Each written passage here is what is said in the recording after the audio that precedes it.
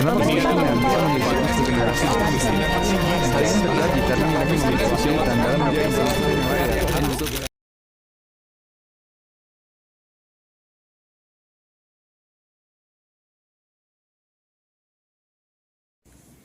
Isu pergeseran paradigma kemiskinan sebagai bentuk pelanggaran hak asasi manusia. Seiring berakhirnya era Millennium Development Goals, dunia kini melangkah ke era Sustainable Development Goals. Transisi ini bukan sekadar pergantian nama, melainkan pergeseran paradigma yang fundamental. Dalam Sustainable Development Goals, poin pertama adalah no poverty atau tanpa kemiskinan.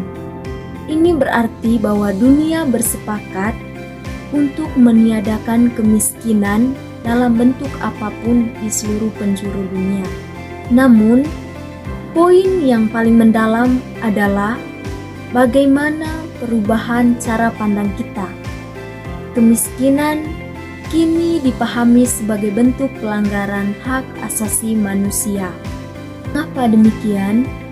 Karena kemiskinan menyebabkan individu kehilangan hak-hak dasar yang tidak dapat dicabut, seperti hak atas nutrisi, kesehatan, dan pendidikan.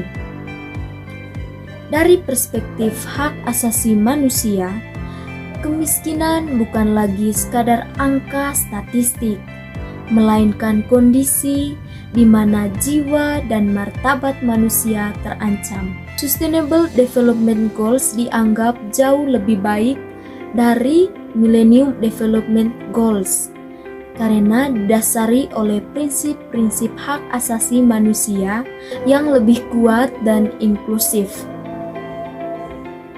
terutama bagi kelompok disabilitas dan masyarakat dalam situasi darurat. Sebagai bangsa Indonesia, perjuangan melawan kemiskinan ini berakar kuat pada nilai-nilai Pancasila. Sila pertama menekankan bahwa penanggulangan kemiskinan adalah bentuk tanggung jawab moral setiap insan di hadapan Tuhan untuk memperhatikan sesamanya. Sila kedua menguatkan paradigma bahwa setiap manusia memiliki hak asasi yang melekat. Membiarkan anak-anak kelaparan atau putus sekolah adalah bentuk pelanggaran terhadap kemanusiaan yang adil dan beradab.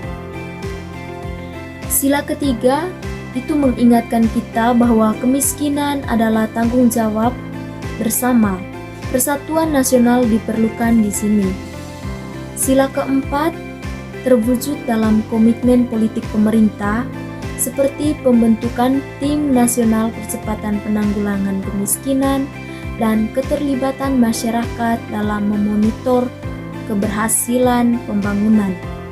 Sila kelima menjadi tujuan akhir, yaitu mencapai keadilan sosial dan menghapuskan diskriminasi agar tidak ada lagi warga yang terjebak dalam kemiskinan.